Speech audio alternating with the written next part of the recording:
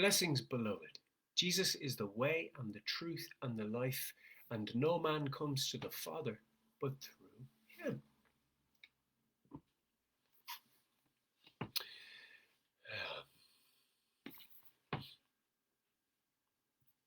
The Lord, oh, the Lord is higher than me.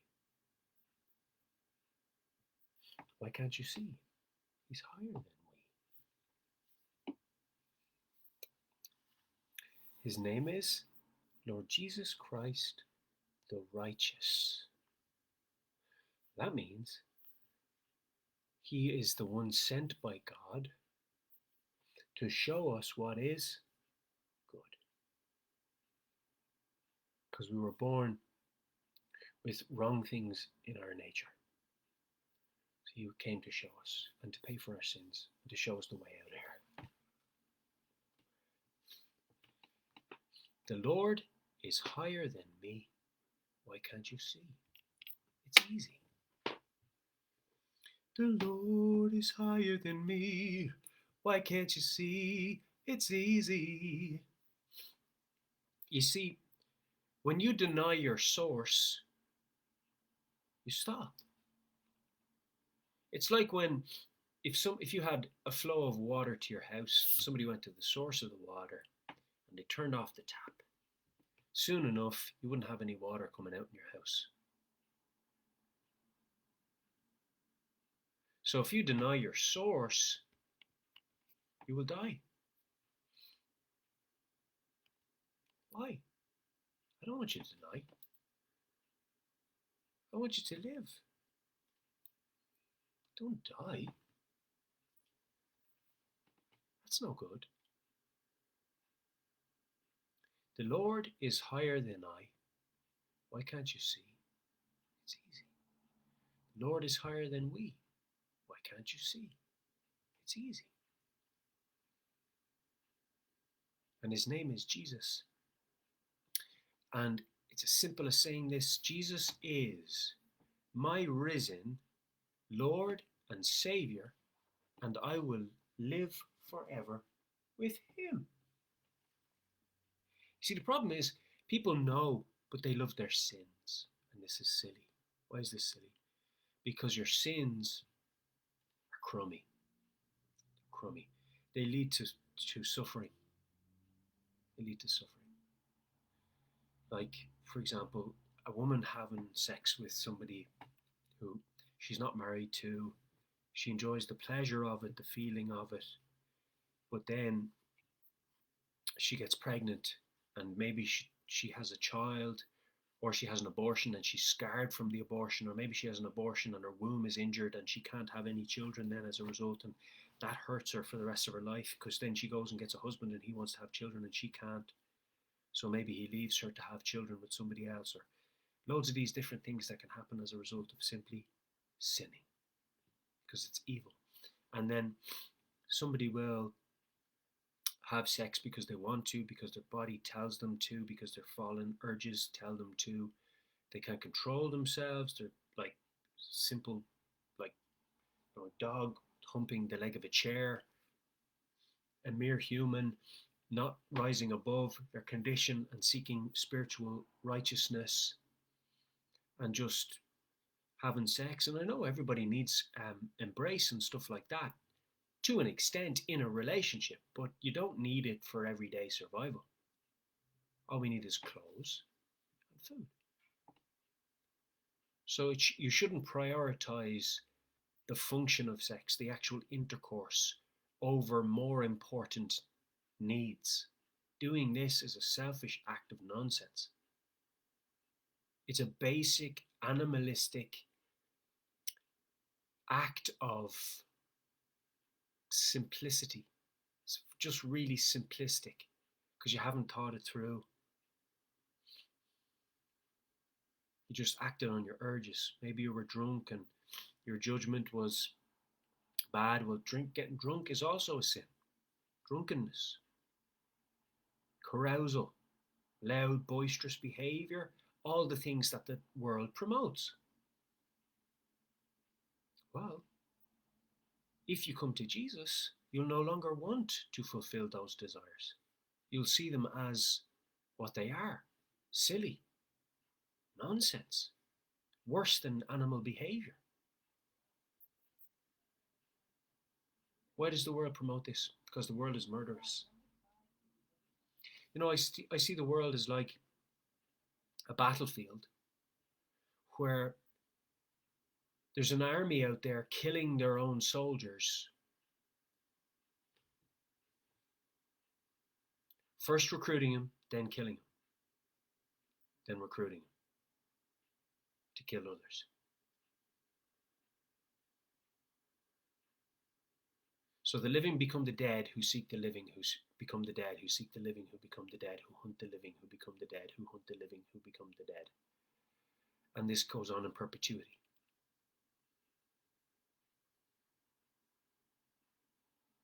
We're saying, no, put your sins away, be born again. Be born again. Don't be twice dead and uprooted. Be born again. Amen. And all you have to recognize is that the Lord is higher than I, that you're existing in a spiritual battle right now, and that things will get better once you return to the Lord. Simply. That's it. The Lord is higher than I. Don't lie and die.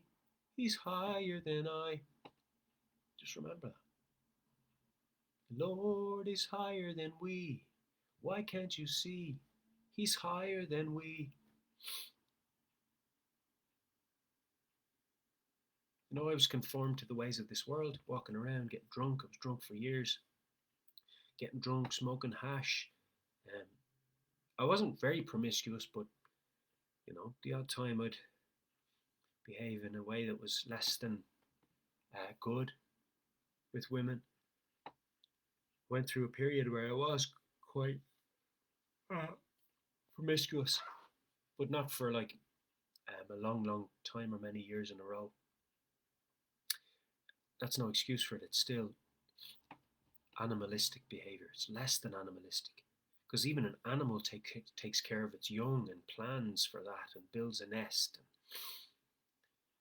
whereas human beings don't do that. They don't feather their nest. They don't make those preparations in most cases nowadays. They wait till something happens, then they make the plan. It's not good.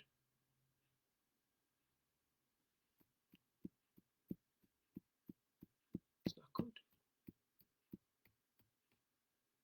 See, even as I make this video now and I'm telling you the simplicity of understanding God, spiritual attack is coming against me.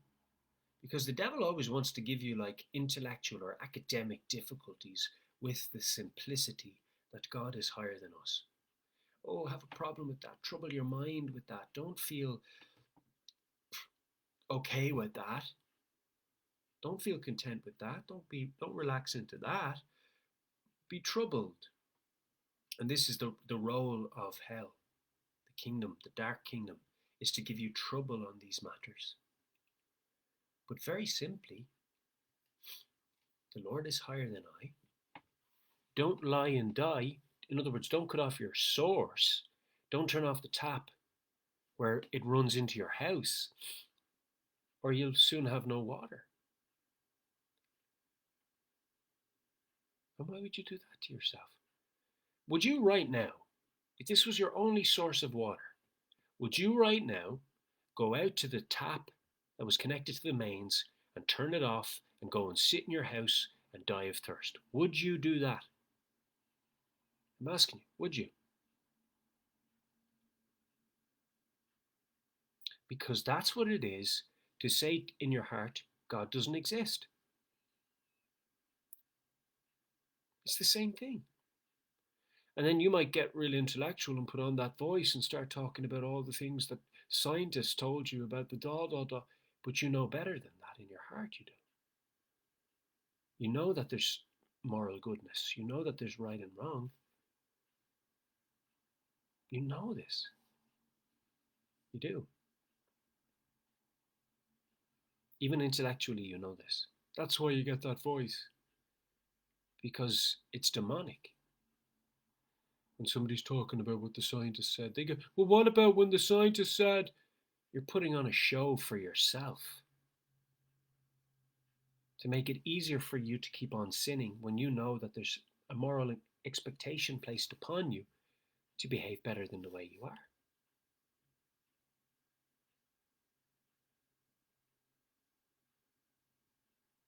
are. Rather, I should say one rather than you, because that might not be exactly the case with you. But I mean, one would do that. A person would do that. I've witnessed it myself. When preaching the gospel on the street, you get people come over and they protest in the way they ask you a question even. Well, if God was so, and you know by the tone that they already are combative. Because if they weren't combative, they might come over and they might say, well, if God was,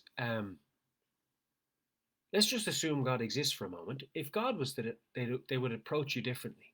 But when they come over, well, God was, and you can already see them, taking the sword out of their sheath. If God was this,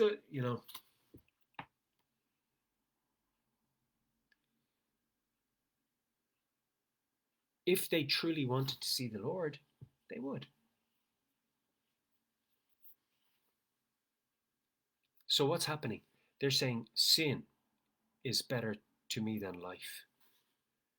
If you had a decision, I'm asking you again, if you had a decision to stop sinning or walk into a building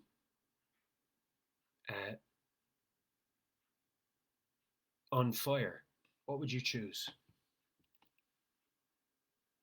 If these were your options, you stop sinning and you don't have to go into that house that's on fire. You sin one more time and you have to go into the house that's on fire and burn to death. Which would you choose?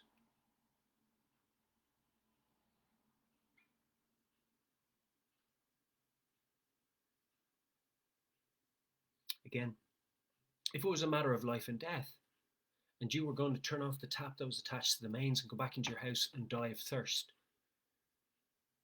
which would you do? Would you leave the tap running, that is to admit that there's a source of water coming into the house? Or would you go and turn off the tap and go back into your house and die of thirst? Which would you do? If you say, well, obviously I would leave the tap on, or that seems like an unreasonable question, well, I'm asking you the same question. Structurally, it's the same in terms of logic. If you deny your creator and your source of life, okay, then it's the same as turning off that tap and dying of thirst. You'll go out of this life. You haven't even read the book he sent you to read, if it's the Holy Bible, if you haven't read it. Your God has sent you a book to read. And if you haven't read it, then you haven't read his book that he sent you to read. You haven't even got that far. You're already saying he doesn't exist. You've got to question that.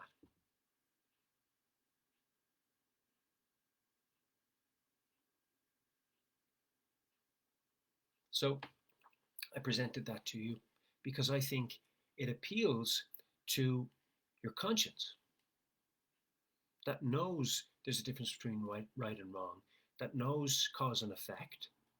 I must have a source if I'm here. Say, where I came from my mother, but where did the first human come from? Do you really believe they came from primates? There's no evidence for that in the fossil record. You might say, oh, but there is, because there's a thing that I saw show. No, you don't know that. You're believing somebody else.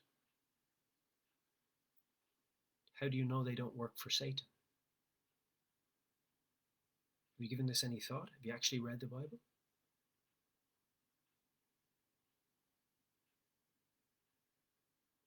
Most people have given a thought to some extent.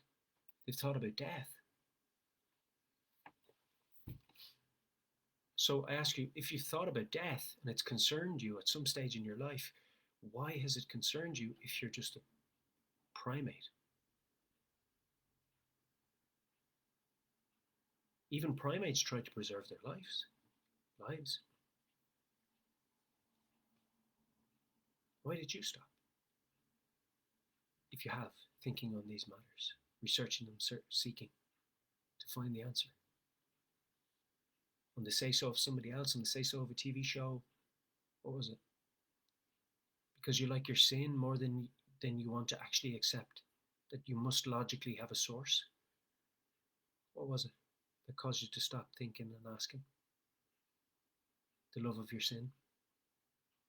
I like doing this. It pleases my flesh. I like feeling wanted by the boys. I like getting the attention by wearing the skimpy dresses. I like the girls looking at my biceps in the tight t-shirts when I go to the nightclub dancing around. I like smoking the cigarettes. I feel cool when I do it. And I got addicted to them. I like drinking alcohol. I like the buzz I get when I'm drunk. Feeling like a big man with the boys. I like this, I like that, I like the feeling, I like the feeling. But one day you're going to get old. What are you going to do? One day you're going to be on your deathbed. If you're privileged enough to know that you're going to die, many people just die. They didn't even know. Getting up that morning, there was no sign of them being sick or ill or any prognosis that they would soon die. They just died. Something happened. Taken like that. Gone. Many of those will end up in hell forever burning. Why? Because they chose to keep sinning and go into the house that's on fire instead of stop sinning and go back to their God.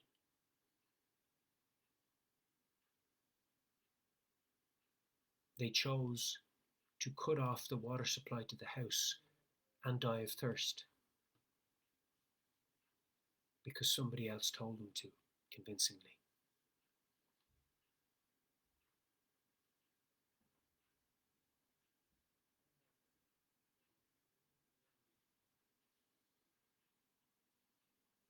Is that going to be you? Excuse me, I'm just itchy shoulder. Is that going to be you? I don't want you to die. I love you. I want you to be saved. I love you. I love you. I love you. Don't do it. Don't try to cut off your water. If somebody else did it to you, what do you think you're doing, cutting off my water? Why are you doing it to yourself? Why have you stopped looking for him? Why? Why have you stopped looking for Abba? For the daddy of daddies?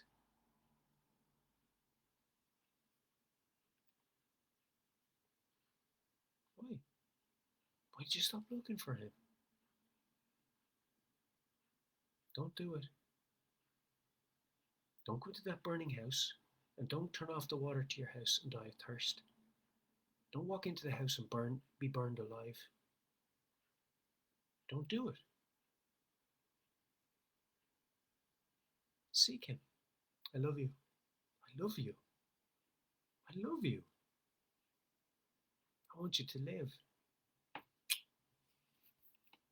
Thank you, Lord Jesus.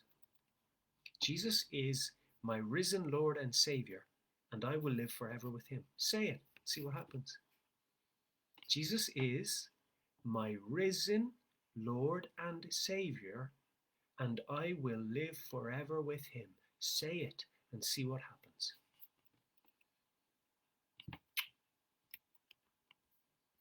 I love you. And he loves you more.